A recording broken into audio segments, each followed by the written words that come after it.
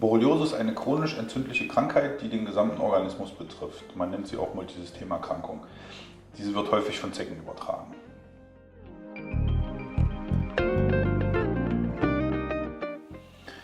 Gelangen Borrelien, so heißen die Bakterien, die die Borreliose verursachen, in den menschlichen Körper, werden Antikörper produziert.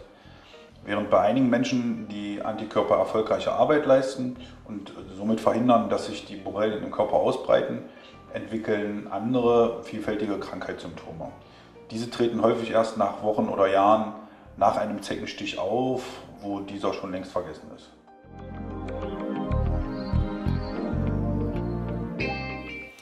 Die Symptome sind sehr vielfältig und reichen von Fieber über Kopfschmerzen, Bindehautentzündungen bis hin zu Lymphknotenschwellungen. Es kommen aber auch Vergesslichkeit, Wortfindungsstörungen, Entzündungen der Gelenke, des Nervensystems, Sehstörungen, Depressionen oder auch halbseitige Gesichtslähmungen vor. Ein springender Gelenkschmerz ist auch sehr häufig Zeichen für Borreliose.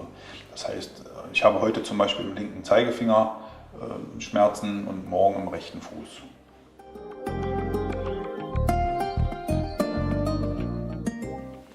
Borreliose stellt man anhand einer Blutprobe fest.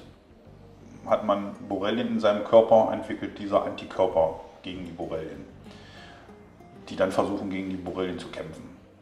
Mit sogenannten Borrelien-Antigenen kann man feststellen, ob der Patient Antikörper bereits im Blut hat. Und in einem weiteren Testschritt werden dann die Antikörper sichtbar gemacht.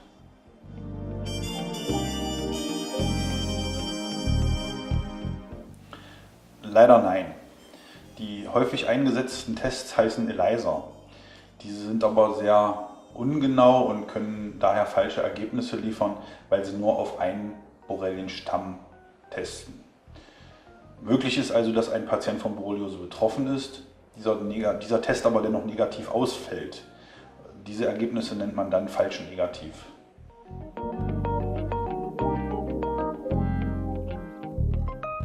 Jeder Test hat nur ein bestimmtes Antigen zum Testen von Borreliose. Es gibt aber zahlreiche Arten von Borreliose und damit unheimlich viele Arten von Antigenen und auch Antikörpern. Das heißt, wenn ich auf A teste, kann ich B und C nicht finden. Stellen Sie sich also vor, eine Frau ist schwanger und der Arzt testet grundsätzlich nur auf Jungs. So ist es auch mit den Borreliose-Tests. Zum anderen nutzt jedes Labor andere Testkits und somit können also in einem Labor die Ergebnisse negativ ausfallen, im anderen allerdings positiv. Einfach weil man andere Antigene und andere Testkits einsetzt.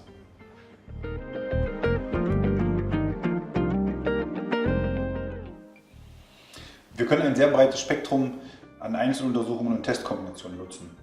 Insgesamt halt mehr als 16. Deshalb auch der Name B16+. Dadurch wird eine viel zuverlässigere Diagnose und höhere Erkennungsrate von Borreliose-Infektionen möglich.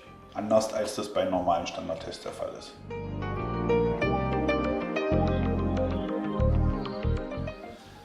Die Chance, ein richtiges und aussagekräftiges Ergebnis zu erhalten, steigt dadurch enorm. Zudem wird eine gezielte Überwachung und Nachkontrolle der Erkrankung möglich. Das B16-Testverfahren ist wissenschaftlich fundiert und auf dem neuesten Stand der Erkenntnisse.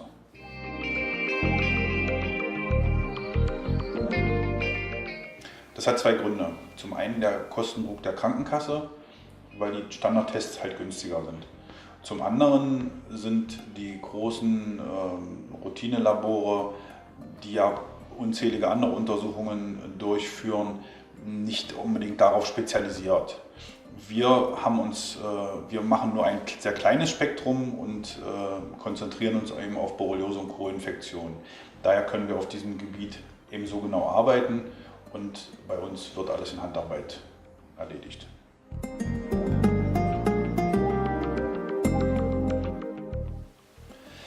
Die Deutsche Borreliose-Gesellschaft empfiehlt hier eine mindestens 3-monatige Behandlung mit Antibiotika, um die Borrelien vernünftig zu bekämpfen.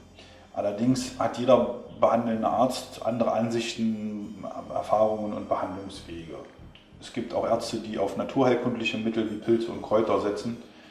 Welcher Weg aber hier der richtige ist, muss jeder mit sich selbst und mit seinem Arzt oder Heilpraktiker gemeinsam entscheiden. und sich danach richten, was bei ihm besser anschlägt oder was die betroffene Person besser verträgt. Grundsätzlich sollte man hinsichtlich der Therapie zwischen Früh- und Spätinfektion unterscheiden.